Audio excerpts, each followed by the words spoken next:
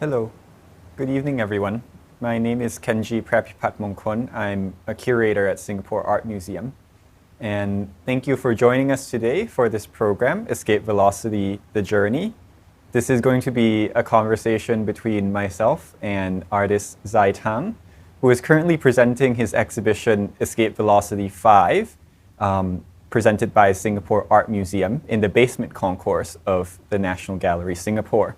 The exhibition itself runs until March 14th, so please do check it out before it closes if you already haven't. And a little bit about the exhibition. It is a solo presentation, as I mentioned, by Zai, and this is really a culmination of decade-long process of going out and recording sounds of nature and wildlife in Singapore.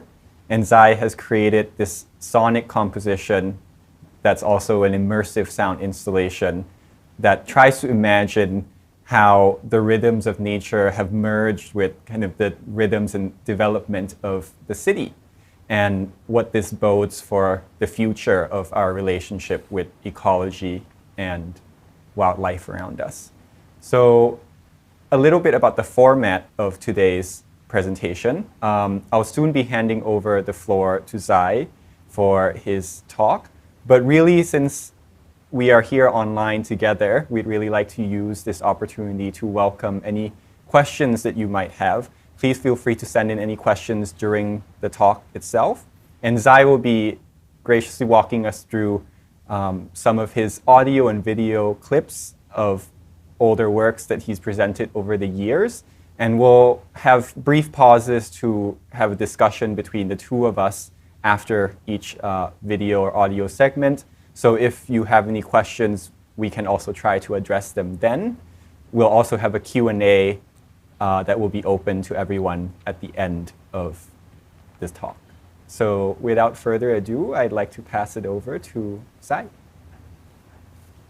Thanks, Kenji. And hello, everyone. Thanks for joining us. Yeah, I hope that we'll have an enjoyable conversation. And for me, I guess it's just a good opportunity to share more about my work and the sort of thinking and process behind it.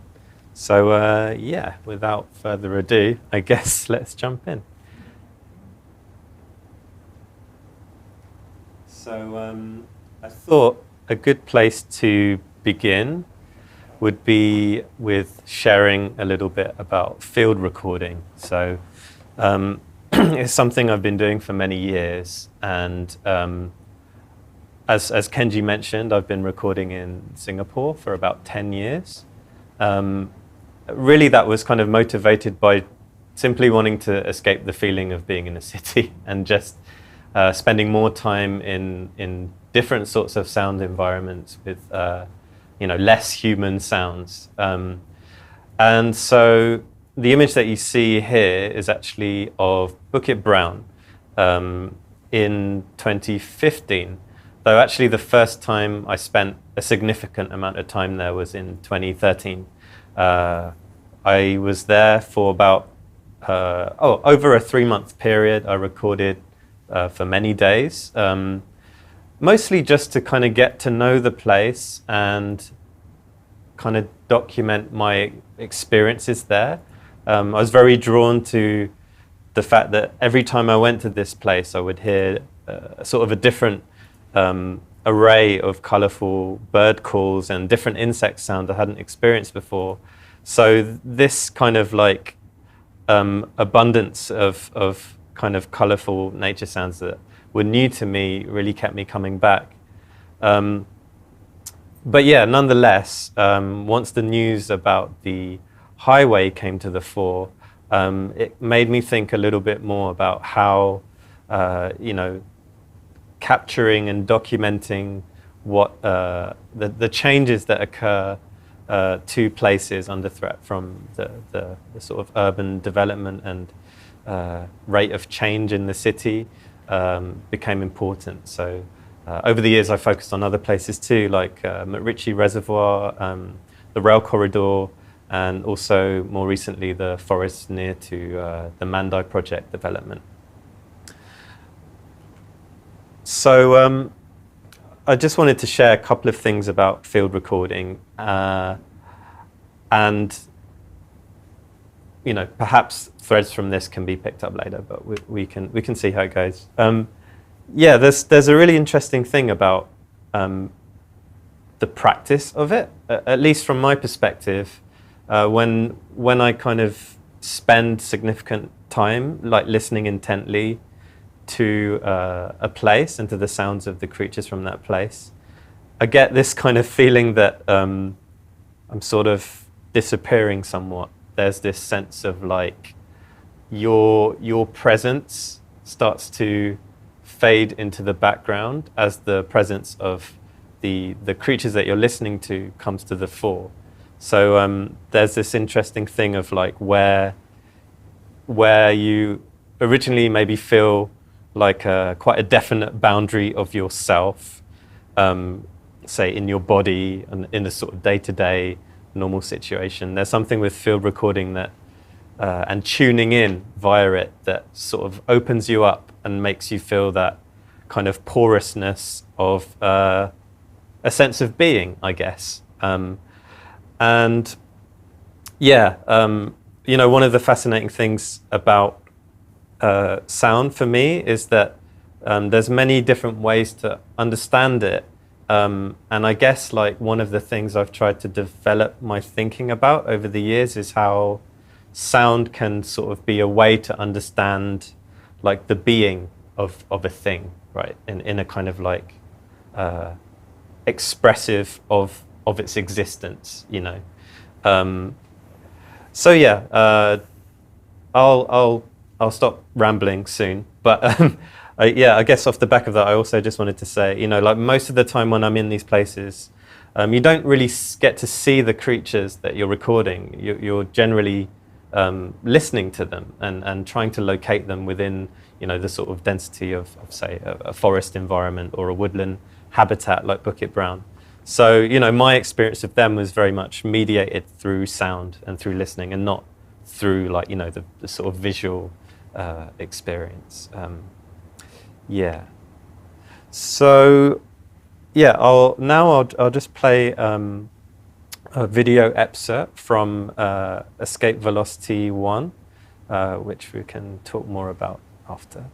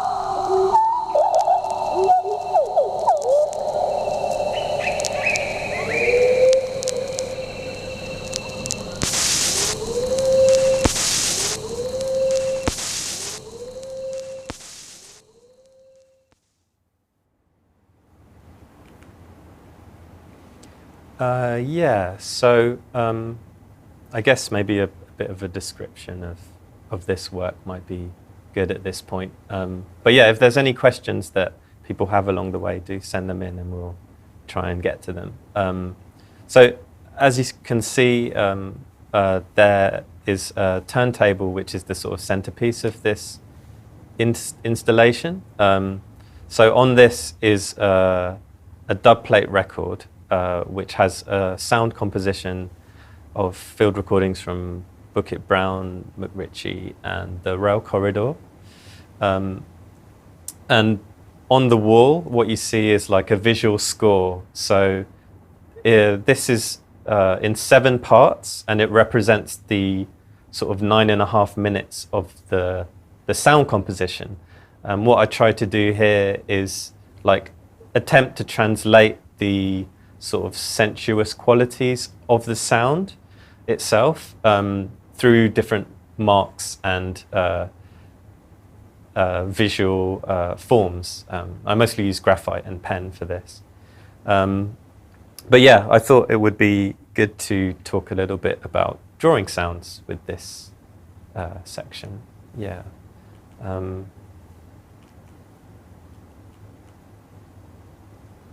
Yeah, so this... Go ahead, sorry. Oh, right. So I just want... Do we have any questions? Not yet, not yet. Ah, okay. Yes. Please. Yeah. Go ahead.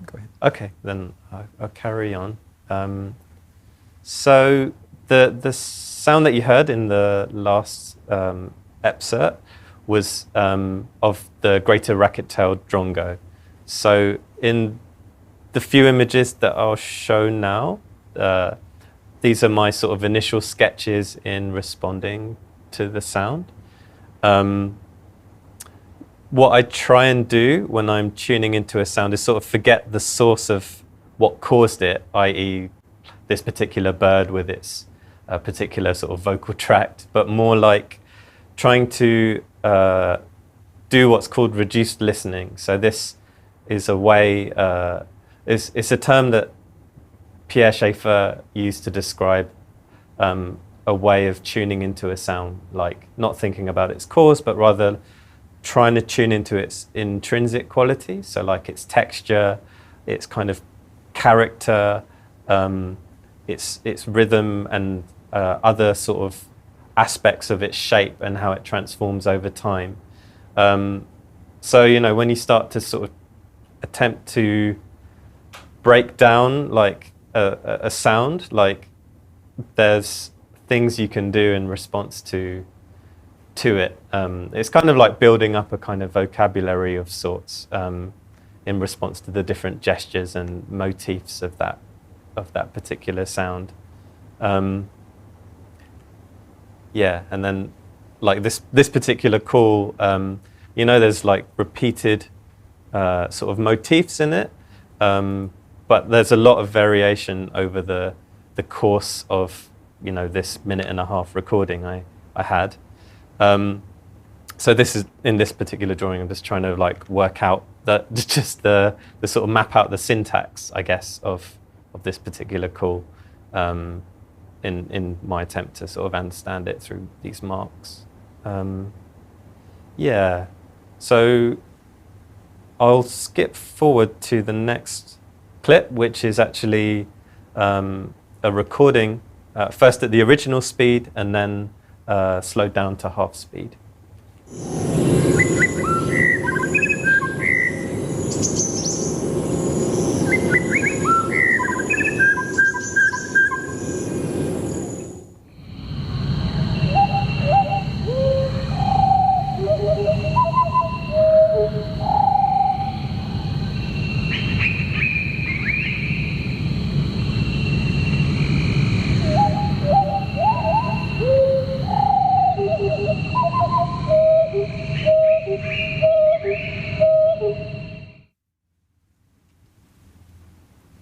Yeah, so often what I try and do when I'm trying to visualize a sound is to slow it down, usually to half the speed, and then I'll loop it. And you know what happens when you slow it down is you can hear the sort of details and nuances a bit more. Obviously, it sort of changes the scale of the sound. You know, like it sounds sort of bigger and deeper.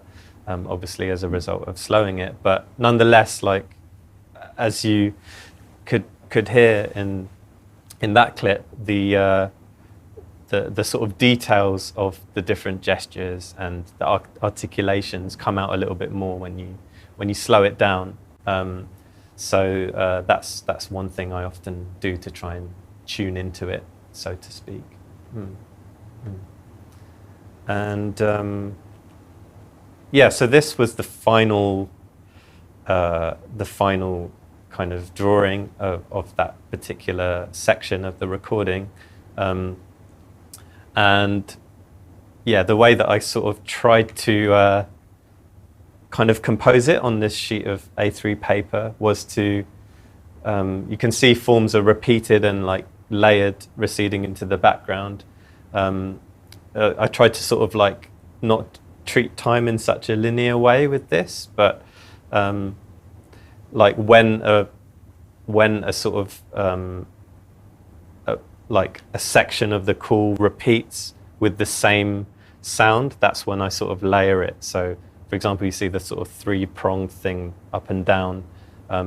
When it goes around to like the next articulation, then like it repeats that part. So I try to sort of build it up visually according to the the sound itself and how it kind of had motifs and parts of a syntax that reappear. But generally it was kind of quite loose and a bit exploratory, and it ended up a bit kind of weird and slightly psychedelic for some reason, probably because I was listening to it so much and it sort of put me into some kind of zone. But yeah, I guess the thing I wanted to share with this is like there is this enigmatic quality to the way that sound can start to appear like a kind of world, a world in itself, a world of kind of these mysterious forms that find their way through time. So, I mean, obviously it sounds a bit abstract, but nonetheless, I think that there's something in visualizing that starts to open up sound and its possibilities, and potentially are ways to then also connect with the creatures from which these sounds come from, So, Kenji, shall I keep going or have any questions come in? Yeah. I think we can continue. Okay, Yeah. sure. All right.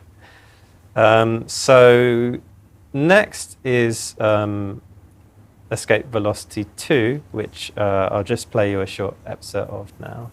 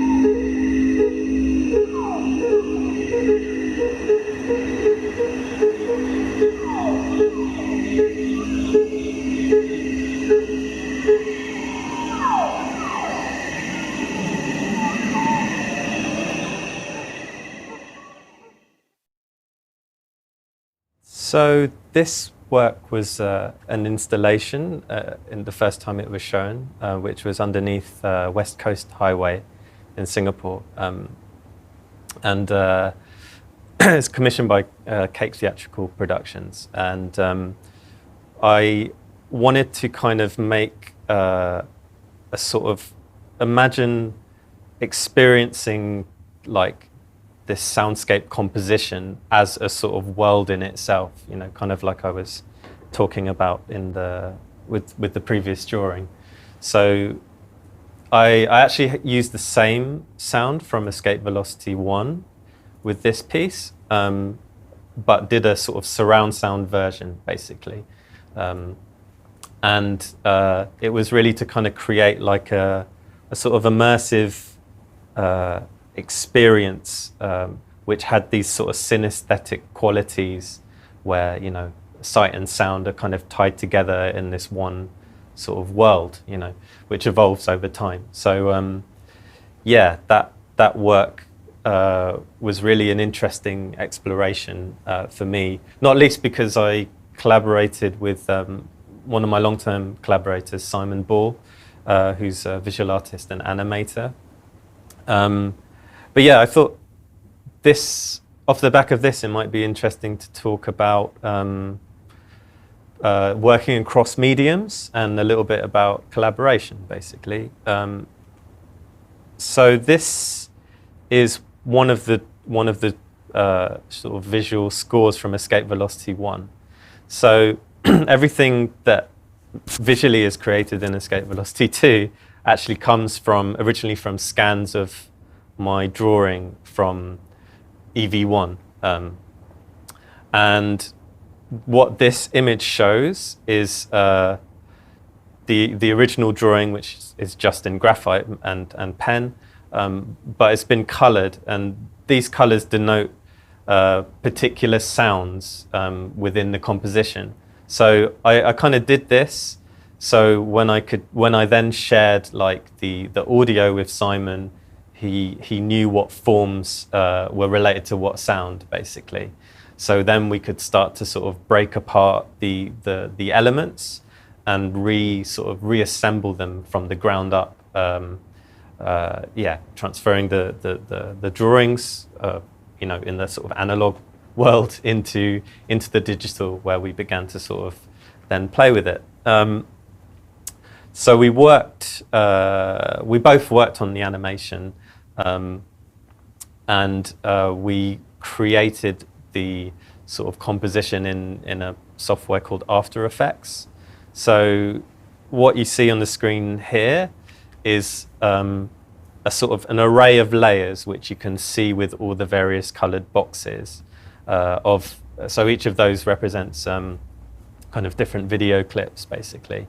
So yeah, this is a still frame from maybe 8 minutes into the piece, but you can sort of see how many layers make up that particular, you know, still frame. It's a lot going on.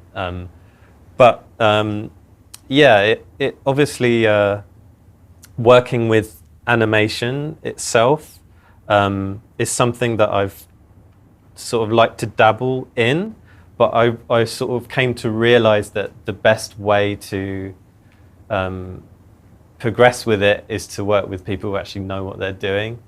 So that's why I've kept working with Simon, because he's you know, very talented, and we also share quite a nice combination of being able to like work analytically and intuitively. Yeah, and so yeah, really, like as we kind of started to piece together this, we just sort of let things build over time. So you know, often when we work together, we'll go through a period of just experimenting with the material and trying to find ways to make it make sense with the sound, and then, you know, like slowly mediate how it kind of starts to flow over time together, you know. So yeah, it's quite an organic process. It's not sort of overly kind of rigid, which I think probably helps in a way, because it allows for different sort of tangents to kind of form and possibilities to arise. So yeah, it's always a lot of fun working with Simon. Yeah. Maybe I can jump in to share a comment that was posted on Facebook. Michael Yi said that they went to the show recently, truly immersive experience. And maybe riding off that, I was wondering, because we just saw the EV2 footage just now, and what really struck me when I first saw this very clip many months ago now was the fact that, you know, maybe it was because of the angle of the camera that it would put us in kind of the position of the audience that was actually there live, that you could really tell that your piece was trying to draw people in, right? It was almost hypnotic and trying to absorb people into this experience.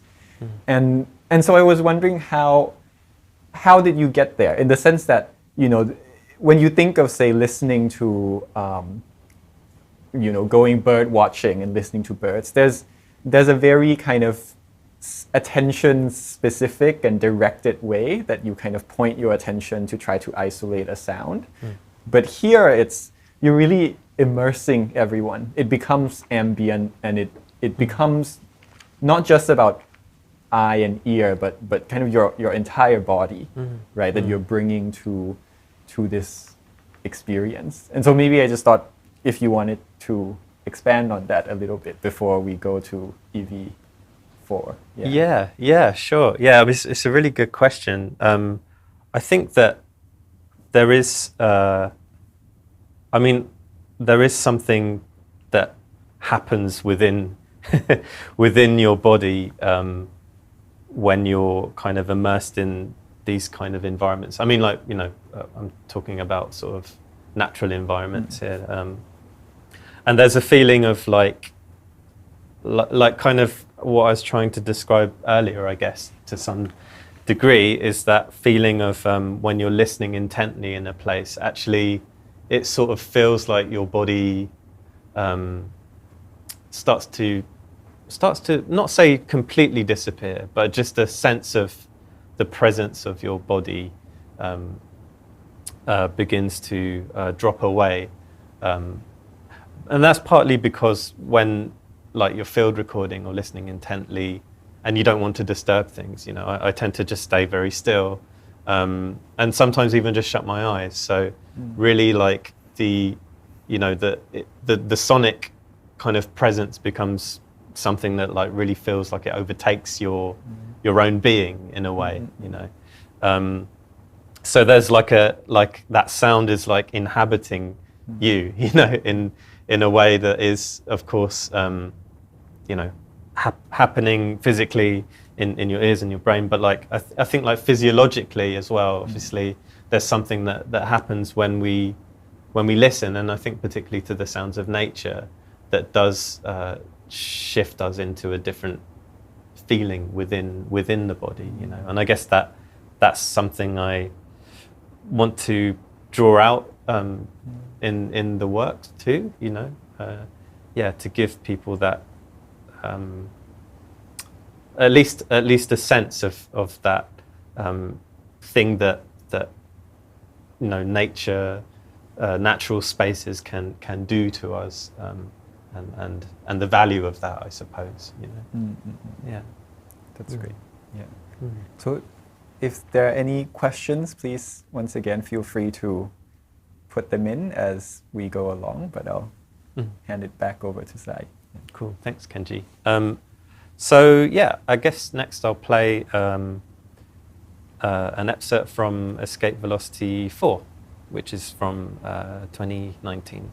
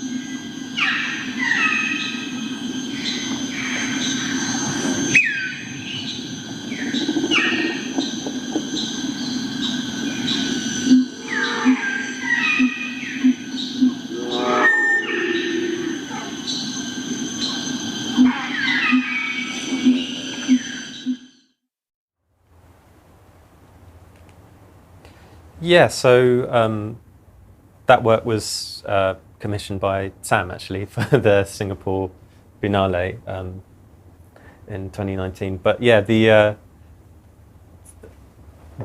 really what was behind the idea for this particular piece was that of attunement, and trying to find a way to work and visualize like a kind of ecology of sounds to sort of help people sort of tune into like those sounds and their relationship to other sounds that are happening at the same time. So actually, like within that whole piece, I did a very, very minimal, very minimal work on the sound in kind of like changing it. All that was done was that it was slowed down, and I selected specific clips that I found were just like interesting in their own right. Like they sounded like a kind of piece of music in a way. You can sort of hear how the different sounds relate to each other, sort of in a way like hold space for each other. Yeah, and I'll talk a little bit more about that later.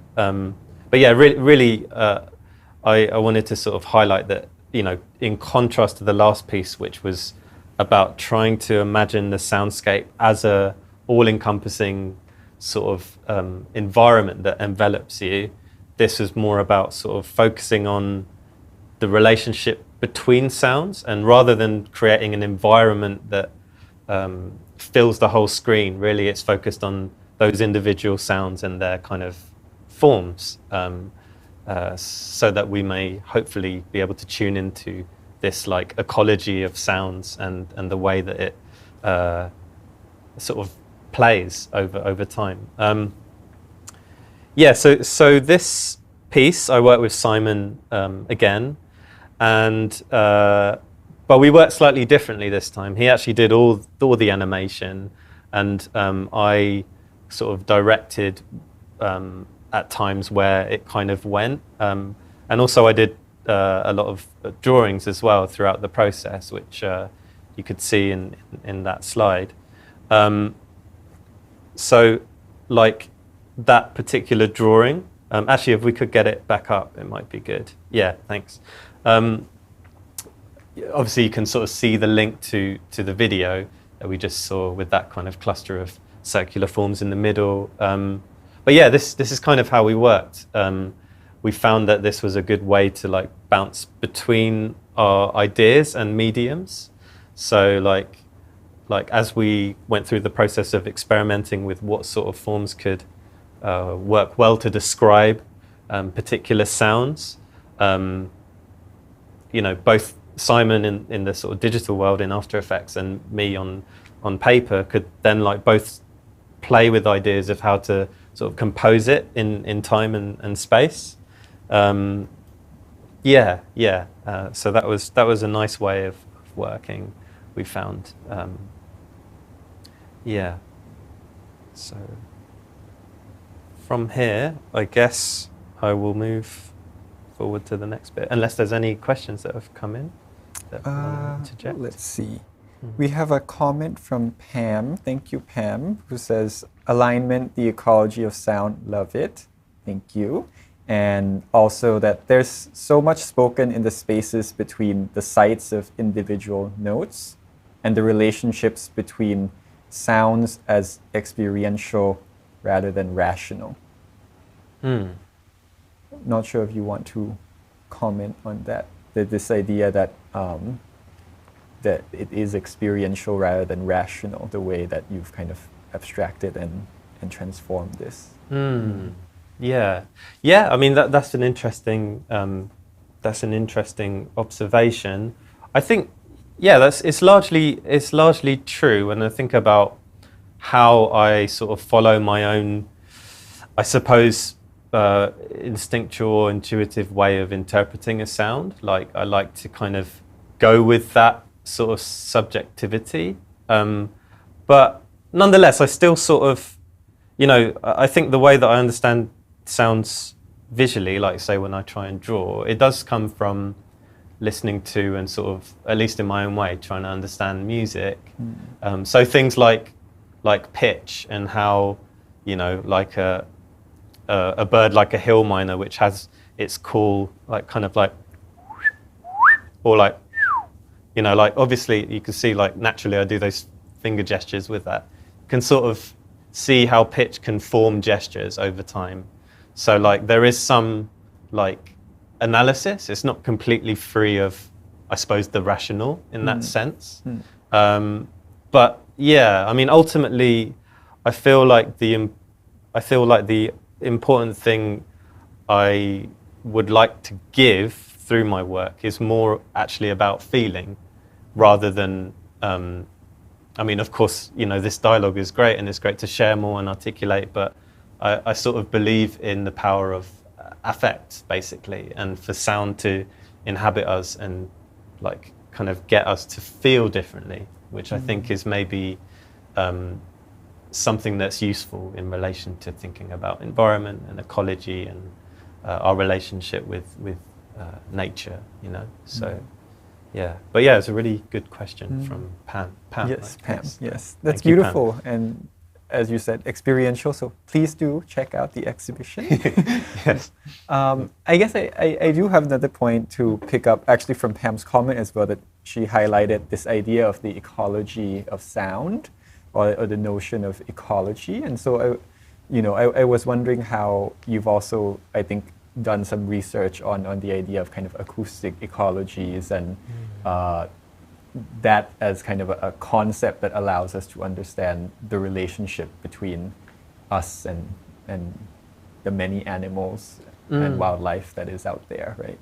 Yeah. Yes, yeah. So, like, acoustic ecology was a big influence in my work, especially when I was doing my master's, and you know, it's sort of as a field of study, it's kind of focused on, you know, the effects of you know, a sort of sounding environment, an acoustic environment, on the beings that live within there. But acoustic ecology, slightly different from, like, say, soundscape ecology. Acoustic ecology sort of focused a little bit more on the sort of the spaces that humans sort of inhabited.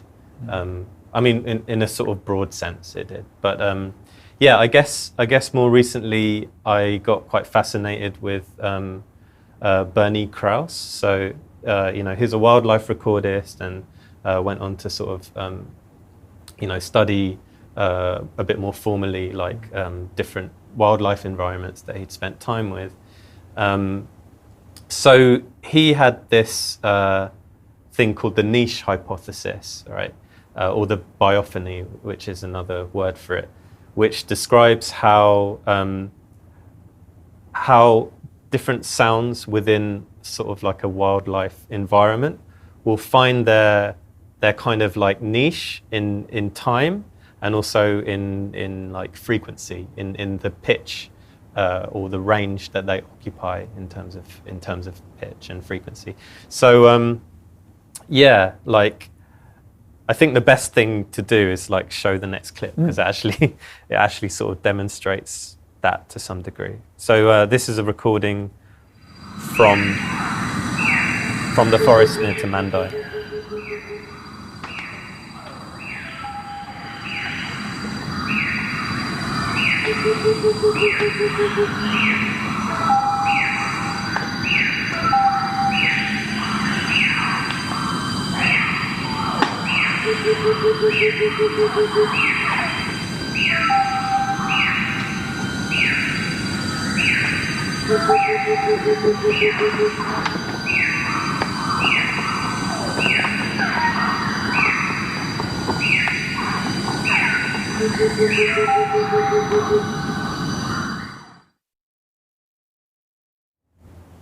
So yeah, this is like a spectrogram which gives us a detailed representation of the sort of frequency and amplitude of a recording over time, right?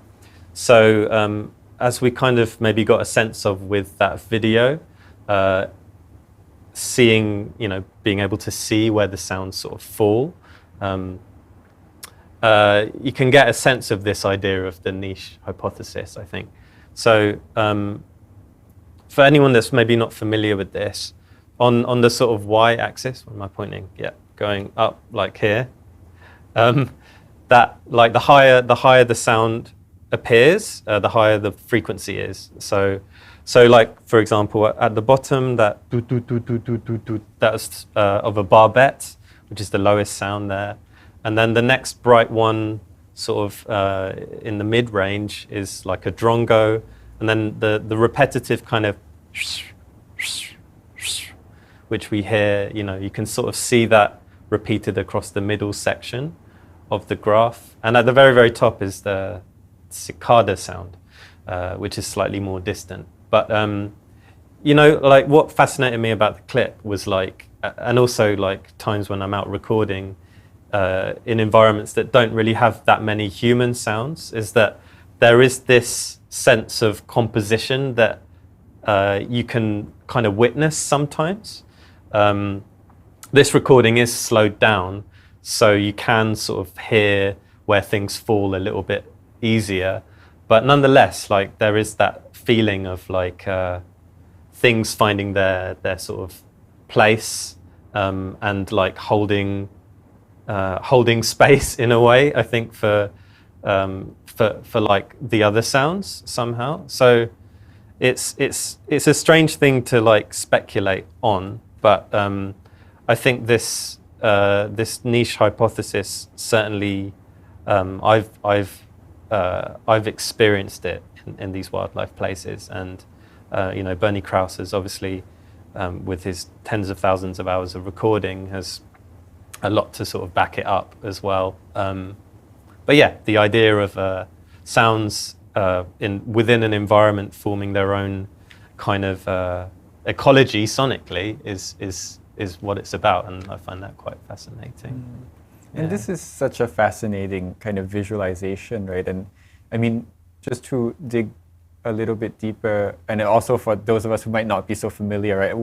Am I understanding correctly that what you're saying is that, if you look at the entire height of this graph, that each band, is occupied by kind of a distinct species or a distinct kind of set of sounds, right? So that every animal kind of finds its vocal range, so to speak, at a very different point, so that they don't compete. Is that kind of the idea? Yes. Yeah.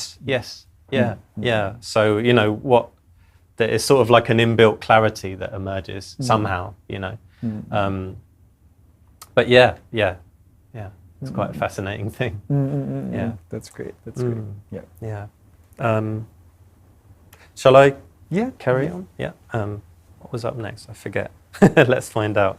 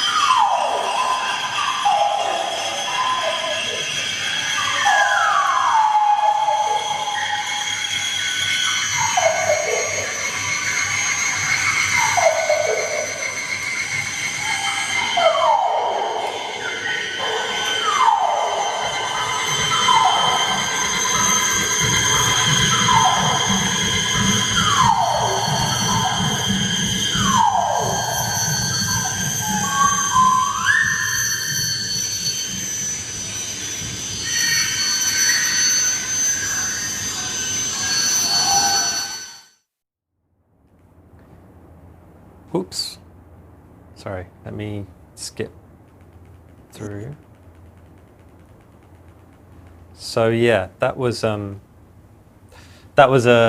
short documentation video of Escape Velocity 3. So this work was a sound installation with two halves. So on the one side, what we're hearing is a sort of naturalistic soundscape, which is all from recordings of the forests near to the Mandai project development. And these recordings have simply been slowed down. So that's on the left side of the space. And on the right side of space, where the white turntable and white visual score is, what we have is underneath that turntable a computer with software that I programmed to listen to the record on the other side and at different intervals sample it and resequence it kind of according to like this sort of central logic. This piece was really to try and explore this idea of the tension between like nature as a thing in itself before we sort of project our human ideas onto it, and nature as this thing that is kind of constructed and controlled and kind of curated, I suppose, in the local context, you know.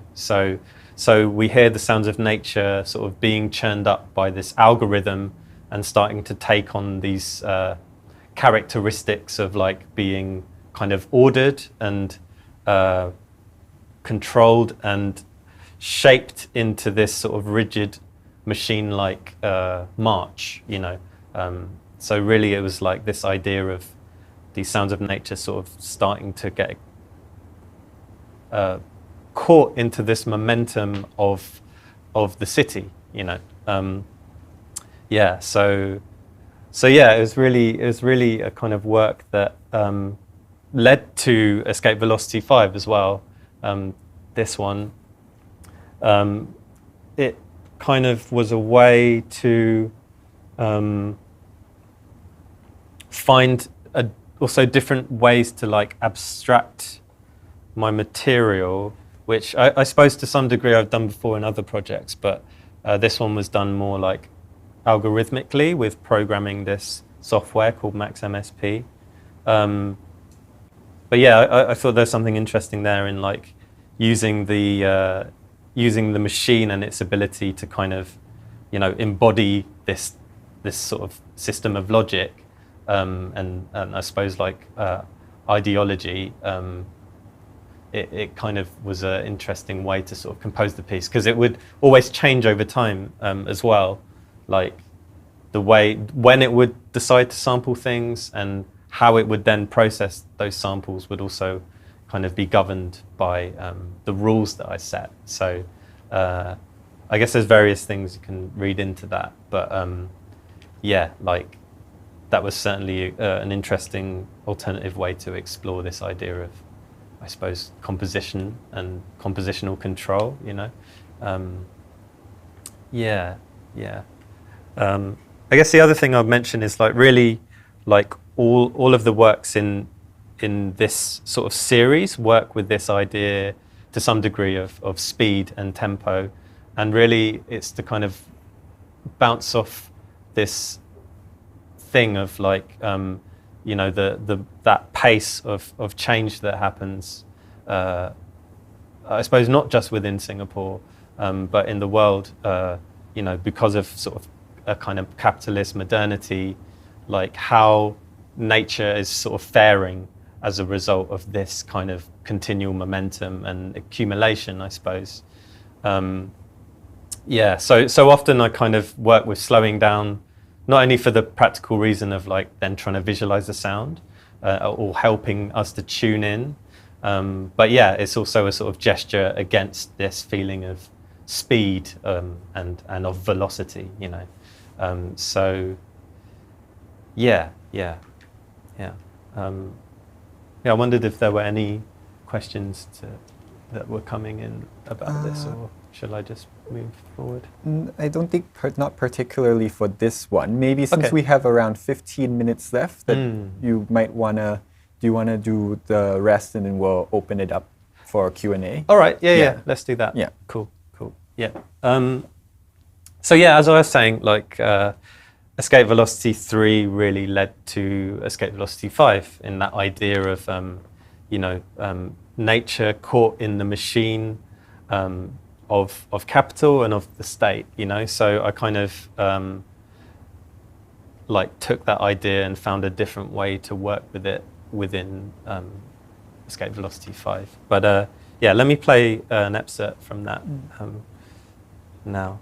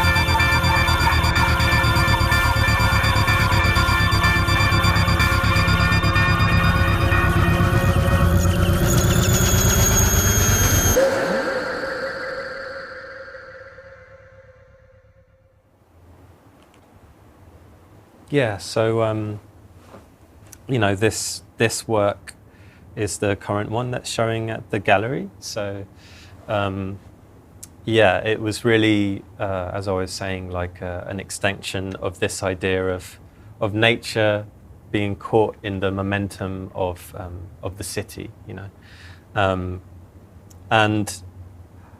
within the work, I kind of utilized, I suppose, like a very broad selection of my recordings from various locations. Like I've mentioned, my places the places that I've recorded mostly have been chosen because they, have come under threat from some kind of form of urban development. Yeah, so in this piece, actually, like, there's quite a lot of abstraction that happens to the sounds. And for me, that was a way to kind of explore this idea of nature, like, transforming, right? So let me just play you a little excerpt first, which kind of demonstrates this abstraction. Then maybe I can describe a little bit about what that kind of meant to me.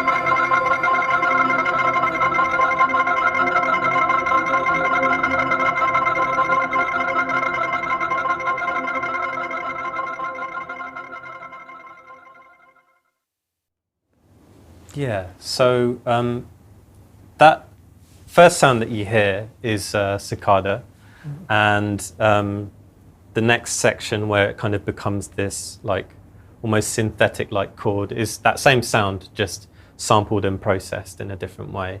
And then the third section is like another abstraction of that same first sound, treated differently and played at a different pitch, and again, like, processed in different ways. So, those made up three of, quite a few layers that were part of the first kind of movement of the main composition for Escape Velocity 5. But really, like, this abstraction, what I did was kind of tune all of these like instruments of nature sound to to a kind of the same pitch, so I could like play them on the keyboard and like make chords and various things, musically, so to speak. They would all fit together in a more like cohesive way. So that in that first section, what I wanted to actually, obviously this is just an excerpt with different parts soloed, but like within the actual piece itself, when you hear all the elements together, what I was trying to do was explore this notion of like progress, this kind of building of momentum gradually from a much more naturalistic sound into these abstractions that kind of build in momentum, but also like kind of, for me, I tried to evoke some feeling of this notion of pushing forward and creating this sense of progress, or this like inkling of some kind of utopia between city and nature, but then it kind of gets dark after that and spins in another direction. But really, like, I kind of set it up that way because I wanted to reflect back something that I sort of feel from Singapore's relationship with nature. Because of course, I mean, it's been a part of the national narrative and a part of like, you know, Singapore's identity, the way that nature has been incorporated and used as you know, both a sort of resource or a means of like gesturing symbolically some kind of, you know, beauty or sense of mastery over, you know, the kind of tropical wilderness of Singapore, right? And yeah, I guess like really where my questions lie in the sort of like, you know, material reality of nature here is that like with a project, say like the Mandai Rejuvenation Project, you know, which is a 7-year development developing sort of existing, you know, habitats that have some environmental value into like a larger sort of integrated eco-resort, you know, integrated with the zoo and night safari and whatnot. This was all kind of done, obviously for a few different reasons, but one of the way that it describes itself is as a means to sort of reconnect us with nature and be able to talk about sustainability and, you know, pushing forth these notions of like a more progressive relationship to nature here, you know. So, you know, nothing wrong with those intentions, but I felt like nonetheless that particular development was, yes, they tried to mitigate the effects as much as they can, but nonetheless I felt like it was still a very heavy-handed intervention into spaces that already had ecological value.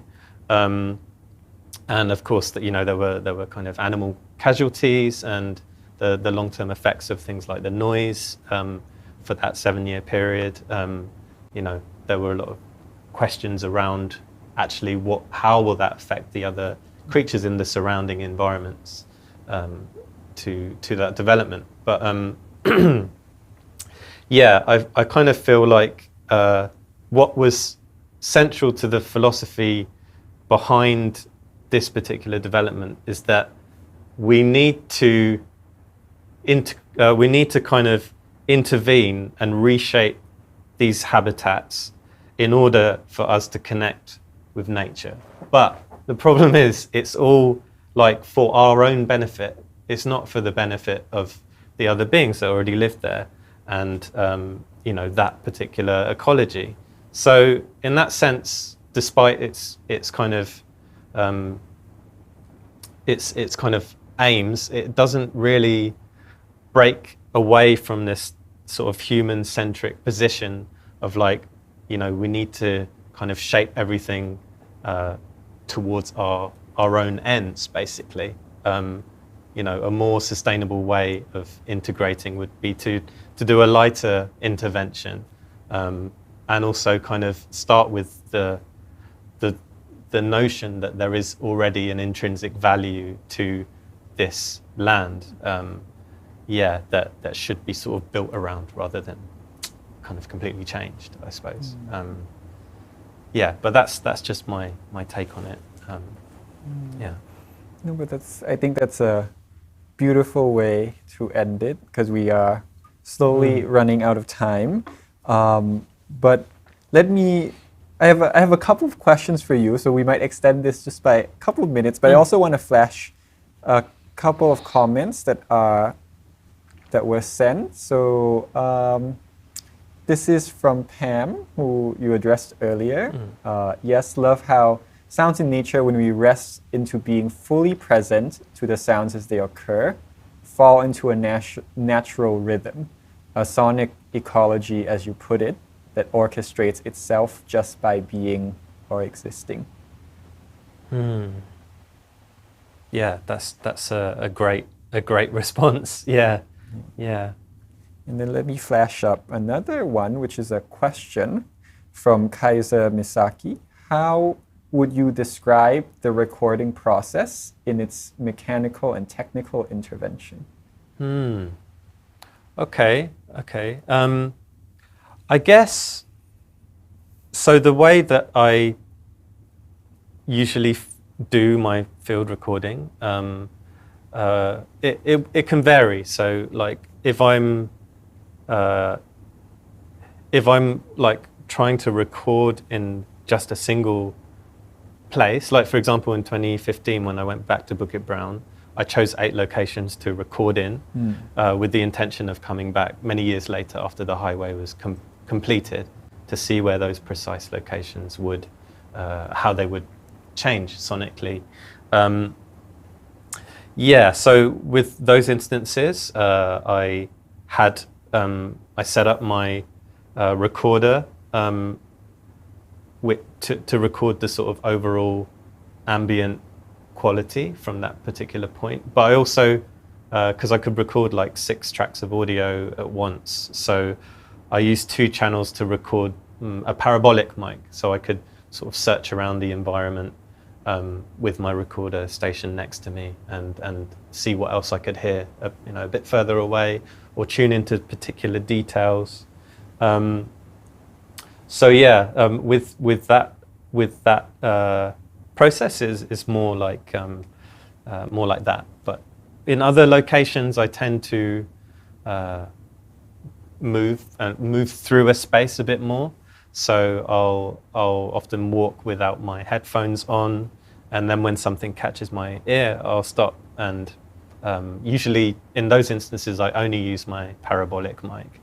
So I'll just stand still and try and locate the bird, and from there, yeah, obviously just set the levels and stay with it for a few minutes or longer, depending on the feeling, I suppose. Yeah.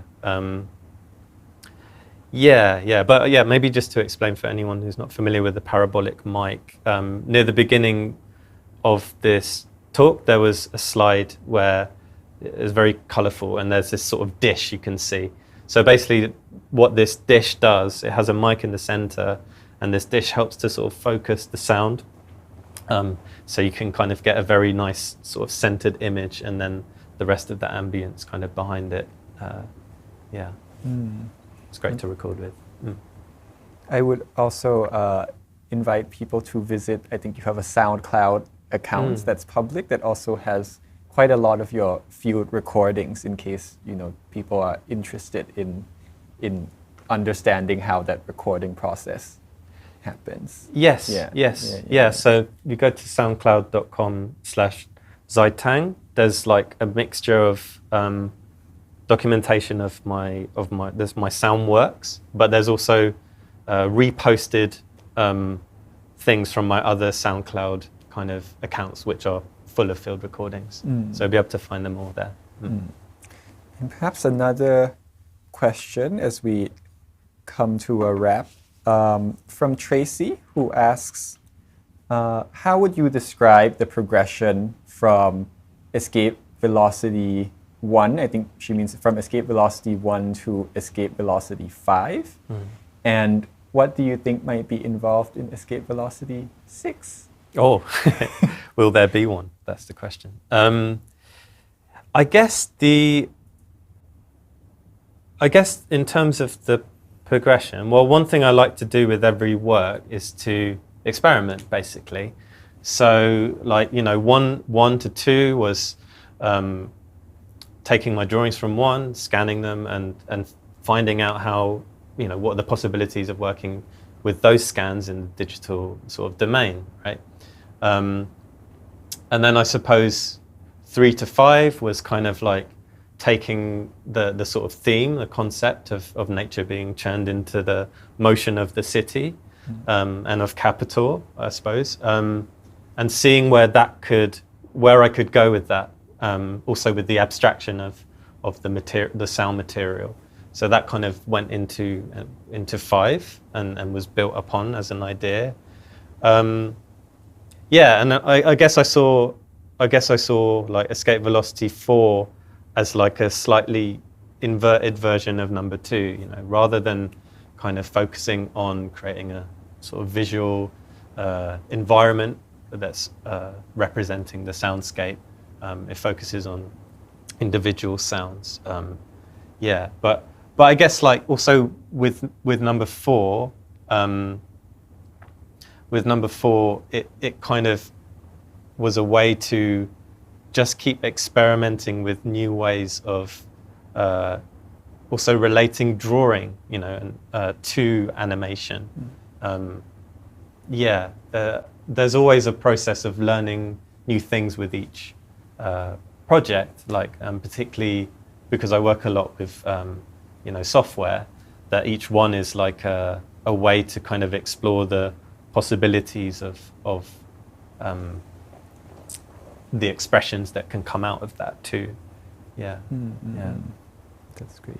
Yeah. Yeah. And I mean, I don't think we'll push you on escape velocity 6 per se, but maybe to end on a kind of hopeful note, I do have a question for you, which is, you know, it does feel like because of the pandemic, we don't really get to listen together that much anymore, in the sense that there are no concerts or no parties, all these social occasions where listening happens collectively. And I feel like a large part of your practice, you know, especially for this installation where it's a, you know, the layout is such that everyone is sitting together and listening together. Can you maybe leave us off with, you know, what you think of as the importance of this act of listening as kind of a social act and something that we do to imagine our being together? Yeah. Yeah, it's a really good question. I guess like for me, like listening intently, you know, is about opening ourselves up to the possibility, you know, whether it's a possibility of thinking something new or feeling something new. It's a way of like kind of expanding ourselves, you know, towards some other, right? So in the case of the installation, it's sort of set up so that, like you say, you know, that a group of people listen together. So, you know, the people in the installation end up being kind of silent, I guess, most of the time. But the other that they're listening to are, you know, all these kind of different manifestations or abstractions of nature.